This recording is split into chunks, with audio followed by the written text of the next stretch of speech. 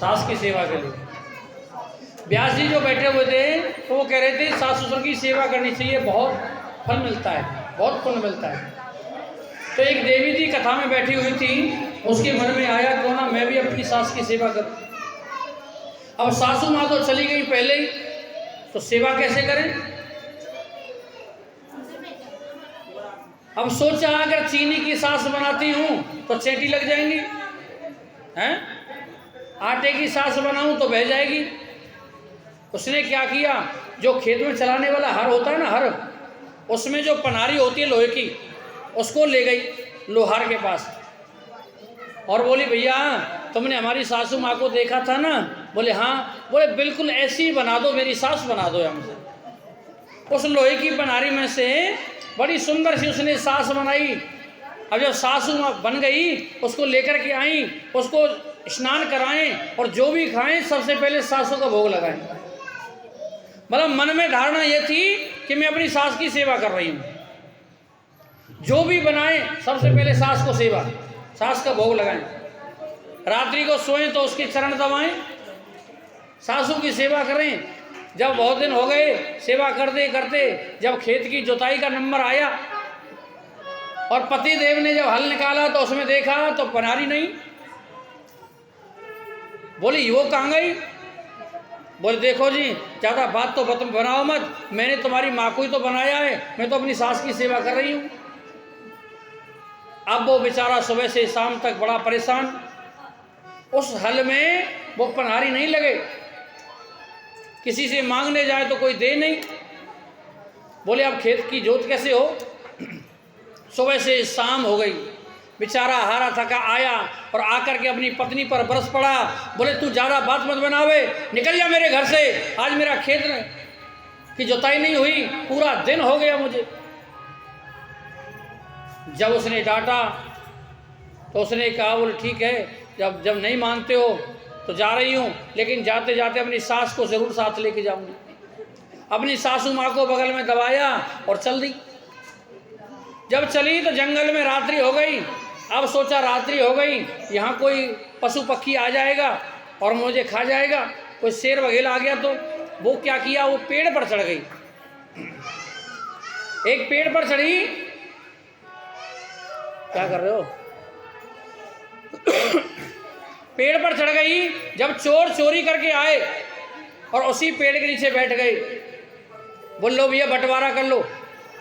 अब जब उन्होंने अपनी पोटली को खोला, अब वो देवी तो चढ़ गई थी, अब उसकी आंख लग गई और सासू बगल से छूट गई, तो सर पर करती हुई पेड़ में से एकदम पोटली के ऊपर आकर के गिरी। उन चोरों ने सोचा बोले यहाँ तो कोई है, भाग लो। चोर भाग गए। जब उसकी नींद खुली, उसने देखा सासू कहाँ है, देखा तो नीचे पड़ी है। उतर करके नीचे आई, देखा तो धन की पोटली पर सासू माँ पड़ी हुई है। उस धन को लेकर के गई और जाकर के बोले सुनो जी, बोले चाहे अब सोने की बनवाओ चाहे लोहे की बनवाओ, ले खूब माल ले आई हूँ तुम्हारे लिए, खूब गहनों ले आई हूँ। पतिदेव बोले बोले भगवान ये कहाँ से लेकर के आई। बोले सासू माँ ने दिया है, सासू माँ ने दिया है। जहाँ पे फटी धोती नहीं थी, आज वो ऊपर से नीचे तक झलर मलर हो रही है, इतने आभूषण उसके ऊपर लदे हुए। उसकी पड़ोसन बोली चौरीदारी, कल परसों तो तेरे पास एक फटी धोती नहीं होती थी, आज तो तू ऊपर से नीचे तक झलर मलर हो रही है, ये सब कहाँ से मिलो। तो सारा वृत्तांत बताया। बोले मैंने अपनी सास बनवाई और मेरे पति ने मुझे डांटा और मैं लेकर के गई तो वहाँ पेड़ पर चढ़ गई और वहाँ से मेरे हाथ से वो सासू माँ छूट गई और वहाँ चोर आए थे और वो पोटली मुझे मिल गई और वहाँ से धन मिलाए, ये मेरी सासू माँ ने दिया है। अब उसकी सहेली ने कहा बोले अब तो मैं भी सास बनवाऊंगी। अब उसकी सास तो जिंदी बैठी थी, उसकी तो सेवा नहीं करी, हर की पनारी ले गई, सास बनवा करके लाई और अपने पति से कहा बोले सुनो तुम खेत पे से आना और मुझे डांटना। अब पति तो पहले से ही डरता था उससे, उसने कहा मेरी हिम्मत कहाँ जो मैं तुझे डांट दूँ। बोले डांटना पड़ेगा, तुमने नहीं डांटा तो फिर मैं तुम्हें डांटूंगी। बोल डांटना पड़ेगा। बोल ठीक है। अब पतिदेव खेत से आए और डरते डरते डांटा, चली जा, निकल जा तू यहाँ से, और मेरे हर की तूने सास बनवा दी है। बोल ठीक है जी, जा रही हूँ। सासू को बगल में दबाया और चली गई, और उसी पेड़ पर पहुँच गई। रात्रि का समय था, उस पेड़ पर चढ़ गई।